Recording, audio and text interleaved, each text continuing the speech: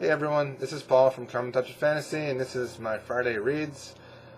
This will be my first Friday reads that I've done. I've not done one of these because I usually only read one book at a time. I'm not one to read multiple books at the same time, but I need to make more videos for the channel, so I'm just going to go ahead and start making these. Also, this is going to be my December wrap-up of what I read during December, so I hope you guys enjoy that. The current books that I am reading is Prince of Fools by Mark Lawrence and Lock-In by John Scalzi.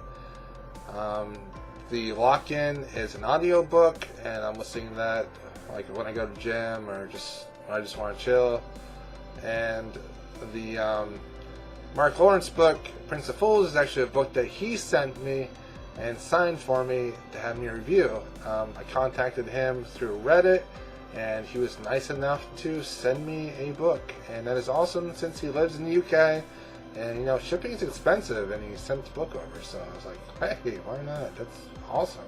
He just earned a lifetime reader, so hey, it's probably in his benefit. Prince of Fools is pretty good so far. I'm about 100 pages in. It focuses on this prince that's like a roguish character. He likes to flirt with the women. He likes to gamble a little bit. He likes to just run around, be kind of irresponsible. And he's also a huge coward. He always runs away from trouble. And so then he meets up with this like Norse guy, this big Viking dude that can like beat up everyone, called Snorri, and Snorri's awesome. He just goes to town on people, and he's just an awesome character. And so Snorri and Jalen, the prince, they just kind of get into some trouble. They come together by accident. They're traveling north, back to where Snorri lives. All these like undead warriors, and like an undead king, and like a dead sister, a silent sister. It's pretty cool so far. I'm liking it, I'm having fun. Lock-In by John Scalzi is about these group of people that got this disease that ended up having them paralyzed, but their brain function was fine. So they were able to transfer the consciousness into a robot or into an integrator, which is a real-life person that these people can take over. Our main character is this robot that works for the FBI, and him and his partner come across this murder, and this murder has a lot to do with like the integrators and the people that have the Hayden's disease and the robots, and it's all mixed together, and it's really difficult to figure out with who did what.